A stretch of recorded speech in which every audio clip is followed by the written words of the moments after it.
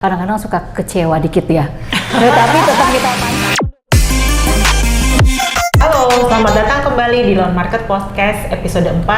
Kembali bersama saya Astrid. Hari ini kita kedatangan tamu spesial nih, dan tentunya dengan tema yang spesial juga. Kita akan bahas mengenai Hari Kartini, karena kan bulan ini bulan April ya, identik dengan Hari Kartini gitu ya. Nah, kita akan perkenalkan dulu nih narasumber kita hari ini. Ada ibu kita yang cantik banget, Ibu Intan. Iya, selamat datang Ibu. Selamat datang.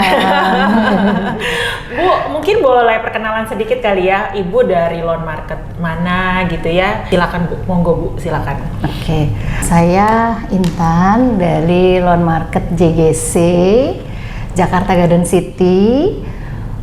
Letaknya sih antara Jakarta Timur sama Bekasi nih kayaknya. Jadi memang lebih banyak ke arah timurnya dibanding ke Bekasinya. Begitu sih, Oke, Bu Astrid. Ibu boleh cerita nggak bergabung dengan Loan Market itu sejak kapan? Saya bergabung di Loan Market itu sudah hampir 1,5 tahun.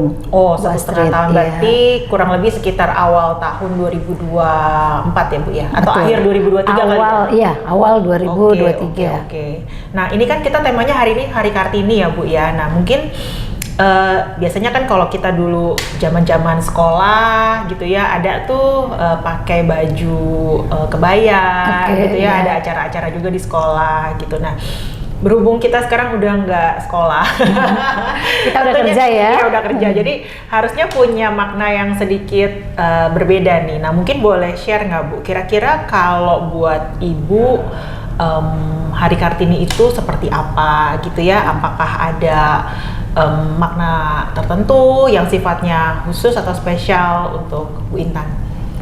Hari Kartini buat saya tuh spesial banget karena, nah ini nih Bu Astrid, nih, Oke, Bu. karena Siap. apa ya? Karena Hari Kartini itu sepertinya Bu Kartini itu memperjuangkan wanita-wanita atau Oke. perempuan-perempuan Ya, Indonesia ya. supaya jadi pinter, Ya. supaya bisa mandiri, supaya bisa berpenghasilan nih tentunya nih. Nah, itu yang membuat saya, wah Hari Kartini, oke banget nih kalau Hari Kartini. Ya. Malah saya lebih semangat lagi kalau Hari Kartini, sesuai dengan kehidupan sehari-hari. Saya kayaknya Bu Astrid, Hari Kartini penuh perjuangan tiap hari ini. Nah, itu akan apa maksudnya masuk ke pertanyaan berikutnya nih, Bu. Oh, gitu ya? Iya, Aduh. benar. Nah, jadi kan Ibu tadi sempat menyebutkan ya bahwa itu sesuai dengan tantangan yang Ibu hadapi dalam kehidupan sehari-hari. Nah, Betul. kan kita dalam dunia bekerja kita nih di Loan Market pasti kan ada banyak tantangan ya Bu ya. Nah, kira-kira nih Bu, tantangan terbesar apa sih khususnya buat kita yang perempuan ya di dunia kerja tuh apa gitu? Mungkin di-compare sama rekan-rekan kita yang bapak-bapak gitu kan ya. Oke, iya. Apa tuh Bu kira-kira Bu? Iya betul, kadang-kadang ada diskriminasi nih antara perempuan sama laki-laki ya. Oh. Jadi kita perempuan itu suka tidak dipercaya kadang. Jadi pemimpin atau jadi leader. Oke. Nah kebanyakan tuh laki-laki yang harus jadi Biasanya bapak-bapak bapak-bapak gitu ya. atau laki-laki Oke. yang harus jadi leader. Nah itu sih memang tantangannya ya adanya di situ kayak gender Oke. perempuan. Wah, kayaknya nggak bisa nih, harus laki-laki. Yang Ya kayak laki-laki gitu aja sih. deh, gitu yang ya. laki-laki aja betul tuh Bu Astrid, Oke. kayaknya gitu. Kadang-kadang suka kecewa dikit ya. Tapi tetap kita pantang mundur perempuan tuh pasti ya. Betul. Nah, agak mundur sedikit Bu mengenai perjalanan karir ya. Tadi kan Ibu baru bergabung di Loan Market kan sekitar 1,5 tahun. Iya. Nah, sebelum di Loan Market itu Ibu sempat di mana Bu? Oke, saya awal karir itu memang di bank. Oke, di bank. Pada tahun 1999. 99. Saya lagi di mana? Di mana ya? 99, ayo coba ya. Wasit lagi di mana tuh? Kayaknya saya masih sekolah Bu. Sekolah ya? Saya udah kerja tuh, diterima awal di bank BII namanya dulu. Oh. Sekarang sudah jadi MyBank. Iya, betul, Ya. betul. Nah, betul. itu awal karir saya Tapi di bank. waktu pertama kali masuk itu langsung di dunia marketing atau Ibu ada penempatan mungkin apakah jadi customer service, jadi teller atau Betul. apa gitu? Iya, betul. Awal saya ditempatkan jadi teller dulu. Oh, teller. Yang terima-terima uang ya, Bu? Iya, betul, terima uang terus merambah jadi ke customer service. Jadi supervisor Di supervisor kayaknya di operasional gitu-gitu aja Bu Astrid ya. Jadi saya ini sebagai perempuan juga bosen, boring, challenge, ya.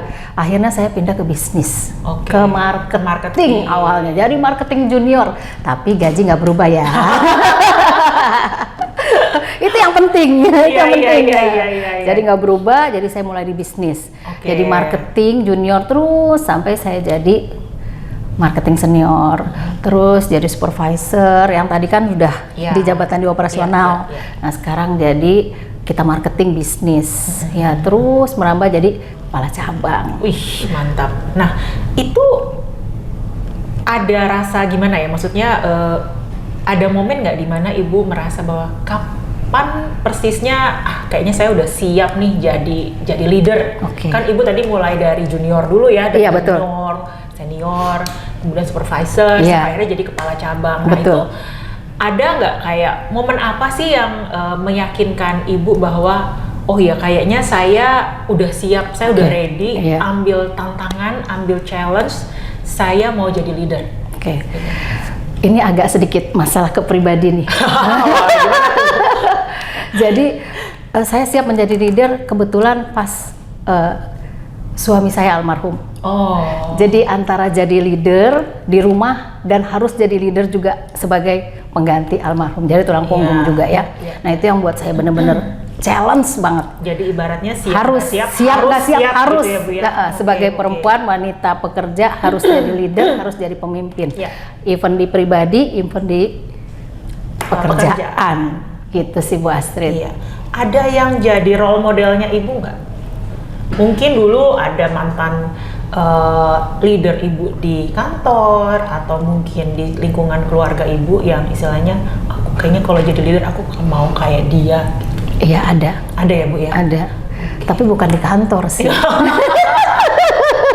Kalau di kantor justru Mbak Astrid ya itu mau jadi leader karena dari kehidupan kita harus challenge. Nah itu terus itu yang harus. Tapi untuk ada sosok sesuatu sih sebenarnya nggak ada sih. Atau mungkin ketika kita dipimpin ya oleh leader ya kan pasti kita juga ngebedain ya Bu ya. Maksudnya ada bedanya lah. Bedanya apa sih Bu dipimpin sama yang perempuan sama yang dipimpin sama pria gitu ya. Sama laki-laki nih, sama bapak-bapak, terus kemudian sama ibu-ibu. Bedanya apa Bu? Bedanya kalau ibu-ibu saya punya di Bank Victoria punya atasan atau bos itu area, nah itu perempuan. Waktu saya di bank sebelumnya di Maybank itu laki-laki. Perbedaannya ada banget. Ada ya? Iya, perempuan lebih kayak ngedeketinnya supaya kayak cerita gitu loh. Masalah-masalah betul, kayak cerita, kayak apa setiap hari ditanya bagaimana keluarga, ada masalah apa, kenapa bisa merenung. Tapi kalau laki-laki enggak, jarang ya. Sungkan gitu mungkin bicara masalah yang sifatnya mungkin lebih pribadi gitu, personal. Betul, kalau laki-laki tuh harus pekerjaan, ya udah hari ini pekerjaan apa kayak gitu sih Bu Astrid. Betul. Nah, ketika ibu jadi leader, apakah pendekatan seperti itu juga yang ibu lakukan kepada orang-orang yang di bawah pimpinan ibu gitu? Iya, tentu gitu ya, saja. Iya. Oke, jadi untuk mendekatkan diri kepada tim, mulai dari pendekatan personal gitu ya Bu? Betul, diajak ngobrol sih Bu Astrid, semuanya diajak ngobrol. Kadang-kadang malah jalan, ataupun ada sesi untuk tanya jawab, ataupun ada waktu untuk kita keluar berdua atau dengan satu orang, untuk menggali gitu sambil ditanya. Benar. Itu kayaknya perempuan banget ya. Iya. Perempuan atau ibu-ibu kali ya, ibu-ibu banget ya. Oke, balik lagi Bu ke challenge ya tadi, tantangan ya. Kan tadi Ibu sempat bilang kalau antara perempuan sama laki-laki sering dibedain gitu. Betul. Ya. Nah, ada momen nggak Bu di mana Ibu merasa kayaknya kok gara-gara aku perempuan aku merasa aku dibedakan gitu, atau kurang dipercaya atau apa gitu. Ada momen itu nggak Bu? Selama bekerja, alhamdulillah sih nggak ada. Nggak ada ya? Iya. Oke. Mungkin lingkungannya baik-baik. Dan mungkin saya rasa juga di Indonesia ini kan kita sudah cukup terbuka ya, maksudnya menghadapi perbedaan antara laki-laki dan perempuan. Betul, gitu ya. betul, Bu Astrid. Iya. Oke, nah kan Ibu sempat sebut Ibu single parent, Yes. Almarhum suami sudah berpulang. Nah, gimana Bu balance-nya antara Ibu di kantor? Pasti kan tuntutannya tinggi kan Bu ya, di Betul. perbankan saya cukup tahu lah. Dan maksudnya mengimbanginya dengan kebutuhan di rumah gitu kan, pasti kan anak-anak butuh ibunya, sementara Ibu Betul. juga punya tugas dan tanggung jawab yang luar biasa banyaknya di kantor gitu. Iya. Nah, itu caranya untuk menyeimbangkan itu gimana tuh Bu? Caranya, kalau saya punya cara tuh ya Bu Astrid, terutama mental. Mental ya Bu ya? Iya, mental, paling utama mental. Saya harus menjaga mental saya supaya ekspektasi kerjaan tuh nggak terlalu overload. Jadi kan kita kan ada tim juga ya Bu Astrid Betul, ya. betul, Ya. betul. Jadi coba saya bagi supaya mental juga terjaga juga sih. Karena kan mental, stres, nah itu udah paling bahaya kan buat perempuan ya, apalagi wanita bekerja ya. Pasti sering dikejar target kan ya Bu ya? Bukan lagi, apalagi kalau udah deadline, Iya, betul. akhir bulan, wah, Akhir bulan, nah iya. itu mental penting banget tuh, itu mental. Iya, Jadi iya, harus balance, kadang-kadang juga me time juga sih. Iya. Ada 7 hari bekerja, ya 1 harinya kita buat me time. buat Iya, keluarga. betul. Iya, iya. Itu penting sih Bu, harus Banget. balance ya. Iya, harus balance. Oke. Nah, balik lagi tadi kan Ibu sempat bilang bahwa kita harus balance, bisa menyediakan waktu juga untuk kantor dan juga Betul. untuk keluarga di rumah. Nah, untuk teman-teman kita nih yang termasuk saya juga nih ya, saya masih belajar gimana caranya menjadi seorang leader gitu, menjadi seorang pemimpin. Ibu punya tips-tips mungkin atau pesan-pesan sponsor supaya kita nih jadi kayak Ibu gitu ya, sudah bisa manage antara pekerjaan dengan keluarga di rumah gitu. Nah, itu apakah ada tips lah Bu buat kita nih? Kalau untuk tips, kembali kepada diri masing-masing. Tapi biasanya harusnya perempuan yang bekerja itu udah siap akan hal-hal yang harus dia lakukan antara pekerjaan dan rumahnya. Nah, tipsnya itu ya harus berbagi, harus pinter-pinter mengolah anak-anak juga tentunya di rumah nih. Ya, kita juga harus memberikan pengertian kepada anak-anak bahwa kita itu adalah pekerja, ibu pekerja, dan ibu di rumah juga. Nah, itu tips-tipsnya buat anak-anak muda zaman sekarang apalagi ya. Terus semangat, jangan menyerah. Kalau mau jadi pemimpin perempuan Indonesia yang bagus tentunya ya. Kalau menurut saya sih gitu Bu Astrid. Jadi memang harus mengkondisikan di pekerjaan seperti apa dan di rumah juga seperti apa gitu ya. Harus saling mengerti lah ya. Iya, betul. Sulit di semua mengkondisikan, terutama yang di rumah ya. Kalau kantor oke lah, mungkin kan kita sama-sama punya kesadaran bahwa punya tanggung jawab masing-masing. Tapi kan kadang-kadang kalau yang keluarga di rumah, terutama anak-anak gitu ya, mereka kan kadang-kadang kenapa ya gitu, kenapa harus begini, kenapa harus begitu gitu. Mungkin dengan seiring berjalannya umur pasti mereka pelan-pelan mengerti. Bu. Tapi ketika masih dalam usia yang mungkin cukup muda, pasti mereka kan punya banyak pertanyaan gitu. Betul. Nah, itu gimana Bu menghadapinya Bu? Kalau saya punya tips di rumah, saya ajak bicara walaupun anak-anak di rumah waktu itu masih kecil ya. Iya. Saya ajak bicara, kan mereka sih sudah SD sudah SD. Iya, waktu itu sudah SD. Saya tinggal untuk bekerja full ya, karena kan saya menjadi utama leaders di rumah juga ya. Nah, itu. Jadi anak-anak kebetulan sudah SD dan saya sudah bisa berbicara. Untungnya juga mereka punya dasar pendidikan yang memang harus bagus dan baik di luar dari rumah sekolahnya. Oke. Biasanya sih seperti itu, dan harus keluarga juga harus tim nih, kayak neneknya, kakeknya, ada bantuan dari keluarga-keluarga betul, terdekat. Iya, adiknya. Nah, itu kayak support system lah yang oke banget, yang bagus. Iya, itu sih tipsnya untuk ibu-ibu. Sekarang kita mau menyerahkan ke babysitter atau pembantu juga repot ya. Aduh, iya. Kadang-kadang di kantor juga jadi deg-degan ya. Anak-anak apakah sudah terurus dengan baik gitu betul. Ya. Ya, itu yang jadi beban pikiran kita nih, yang para ibu-ibu nih ya kan. Iya, harus orang tua mudah-mudahan bisa ngebantu ya Bu Astrid ya, atau keluarga. yang terdekat. Yang lah ya. terdekat. Betul. Nah itu sih untungnya support sistemnya itu jalan juga di Jalan rumah. juga ya. Iya. Jadi penting sekali ya Bu, dukungan Penting dari banget.